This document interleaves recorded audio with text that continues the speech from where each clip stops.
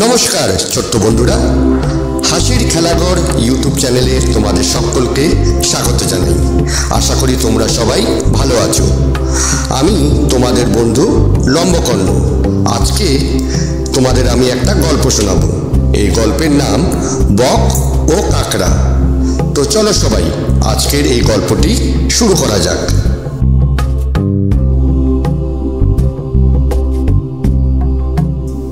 এক গভীর বনের মাঝখানে এক সরোবর আছে। তাতে আছে ছোট বড় নানা জাতের মাছ। সরোবরের পাশেই আছে এক বিশাল বটগাছ। তার বয়সের কোনো হিসেব নিকেশ নেই। তাতে অনেক দিন ধরে বাস করে এক বক। তার বয়সও হয়েছে অনেক। বুড়ো হয়েছে বলে সে আগের মতো আর শিকার ধরতে পারে না। তাই মাঝে মাঝে অনেক দিন আধ পেট আর উপোস করেই কাটে। না খেয়ে আর কতদিন থাকা যায় বলো তো? তাই অনেক ভেবে চিনতে সে এক ফন্দি বার করলো। একদিন সরোবরের তীরে বসে জলের দিকে তাকিয়ে ঝরঝর করে কাঁদতে লাগলো। ফোঁটা ফোঁটা চোখের জলও পড়তে লাগলো সরোবরে, যেন দুঃখে তার বুক ফেটে যাচ্ছে। বুড়ো বককে এভাবে কাঁদতে দেখে এক কাকড়ার খুব মায়া হলো। সে তার সঙ্গীদের নিয়ে এসে বুড়ো বককে প্রশ্ন করলো, কি হলো তোমার মামা? খাওয়া দাওয়া ভুলে তুমি এভাবে কাঁদছো কেন? কাকড়ার কথায় বকের দুঃখ যেন আরো উঠলে উঠল। সে ভেউ ভেউ করে এক চোট কেঁদে নিয়ে বলল, খাওয়া দাওয়া করে আর কি হবে, দুঃখে আমার বুক ফটে যাচ্ছে।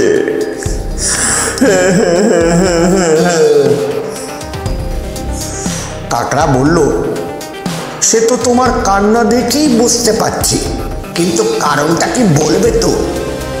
বক বলল, সর্বনাশের কথা আর কি বলবো, সেই ছোটবেলা থেকে এই সরোবরের ধারে রয়েছে। তোদের দেখছি, তোদের বাপদাদাকেও দেখেছি, আরও কি দেখার আছে কে জানে। সর্বনাশটা ছুটে আসছে। আরও এক চোট কেঁদে নিয়ে বক বলতে লাগলো, কাল এক জায়গায় শুনলাম সর্বনাশটা এদিকে এগিয়ে আসছে। 12 বছর ধরে এক নাগারে খরা হবে, বৃষ্টি হবে না। সেই খরায় নদী নালা পুকুর সরোবর সব শুকিয়ে যাবে। চোখের সামনে তোদের ছটফট করে মরতে হবে। সেই দৃশ্য কি করে সইব বল ভাগ্নে? আমার তো না হয় বয়স হয়েছে, কিন্তু তোরা তো এখনো একেবারে অল্প বয়সে। আমি তো কিছুই ভাবতে পারছি না। বকের কথা শুনে কাকড়া আটকে উঠল। ভয়ে তার গলা শুকিয়ে গেল। ধরা গলায় সে বলল, তাহলে তো খুব সাংঘাতিক খবর মামা। বক বলল, শুধু কি সাংঘাতিক, এরই মধ্যে খবরটা পাশের খাল বিল ডোবা নালা ও পুকুরে পুকুরে রটে গেছে। মাছ কাঁকড়া ও ব্যাঙদের তাদের আপনজনেরা বেশি জলের সরোবর ও নদীতে নিয়ে যাচ্ছে। কুমির জলহস্তী ও কচ্ছপেরা নিজেরাই চলে যাচ্ছে, কিন্তু এই সরোবরের মাছদের তো কেউ নিতে আসছে না। এই জন্যই আমার যত দুঃখ। আমি তো ভেবেই পাচ্ছি না তোদের অবস্থা কি হবে। এতদিন একসঙ্গে মিলেমিশে ছিলাম। কাকড়া খবরটা শুনে নিজেই ভীষণ মুষড়ে পড়েছে। সে বককে আর কি সান্ত্বনা দেবে? তাই সে ছুটে গিয়ে অন্য কাকড়ারা অন্য মাছেরা ব্যাং ট্যাংদের খবরটা প্রচার করে দিল। শুনে মাছ কাকড়া ও ব্যাঙেরা মিলে বকের কাছে এসে বলল, মামা আমাদের তাহলে উপায় কি? আমরা কি করে বাঁচব? বক তখন তার চোখের জলগুলো দুদিকের পালকে ভালো করে মুছে নিয়ে বলল, খবরটা তোরা সবাই জানতে পেরেছিস, তাতে আমি একটু আশ্বস্ত হচ্ছি। শোন, তোদের বাঁচানোর একটা বুদ্ধি মাথায় এসেছে, কিন্তু আমি তো বুড়ো হয়ে গেছি, অতটা কি পেরে উঠব? মাছেরা অমনি বলে উঠল, উপায়টা কি আগে বলো না মামা। বক তখন মাথা নেড়ে বলল, শোন তাহলে, একটু দূরেই একটা বড় সরোবর আছে। সেটা যেমন বড় তেমনি গভীর, অনেক জল তাতে, একুল ওকুল দেখা যায় না। 12 কেন 36 বছর খরায়ও তার জল শুকোবে না। আমি যদি প্রতিদিন 2-1 করে তোদের নিয়ে সেখানে রেখে আসতে পারি, তাহলে খরার দিন আস্তে আস্তে তোরা বেঁচে যাবি। আর খরা এলে তো তোদের সেখানে কোনো চিন্তাই নেই। আমার বয়স হয়েছে ঠিকই, তবু ঠিক করেছি দিনে যে কয়বার পারি, যতজনকে পারি সেখানে রেখে আসব। তা করতে গিয়ে যদি আমার মরণও আসে তাও ভালো, তবু চোখের সামনে তো তোদের সবাইকে একসঙ্গে মরতে দিতে পারি না। বকের কথায় সবাই আশা পেল, কেউ অবিশ্বাসের কিছু দেখতে পেল না।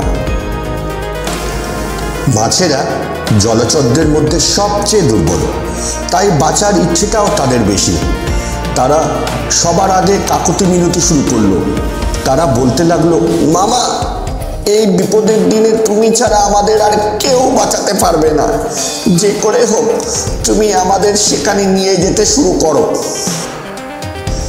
বক দেখল তার উদ্দেশ্য সফল হয়েছে। এ কথাটাই সে শুনতে চাইছিল।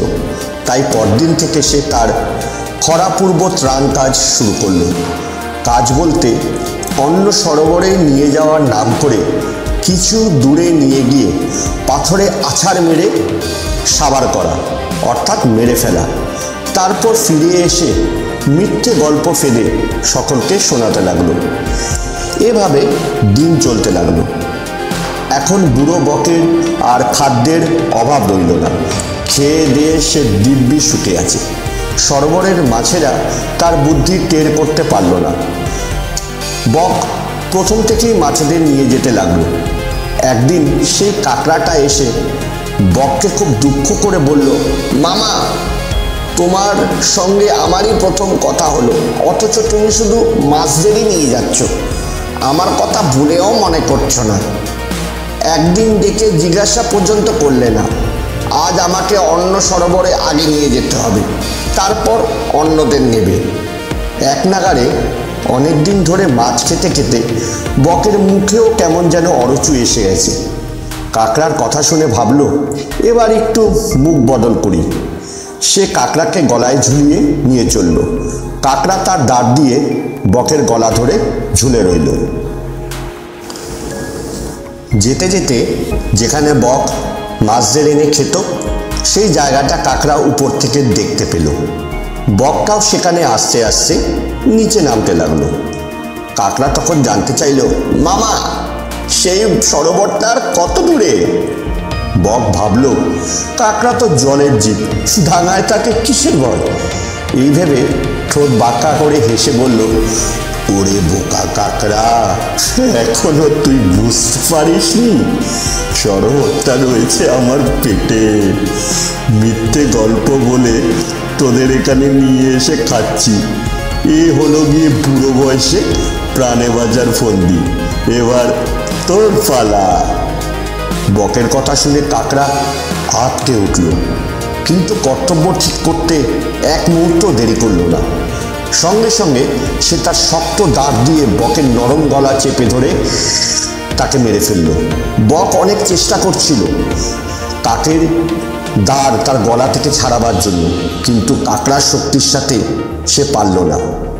কাঁকড়া তারপর দাঁড় দিয়ে বকের গলাটা শরীর থেকে আলাদা করে সেটা নিয়ে আস্তে আস্তে নিজের সরোবরে ফিরে এলো। তাকে দেখে মাছ ও কাঁকড়ারা বলে উঠল, কি ব্যাপার, তুমি ফিরে এলে কেন? মামা তো আর এলো না, আমরা তো তার আশায় বসে আছি। কাঁকড়া বলল, আর বসে থাকতে হবে না, তোমাদেরও আর কোথাও যেতে হবে না। সে মিথ্যে গল্প ফেলে আমাদের সকলকে একে একে খেয়ে শেষ করতে বসেছিল।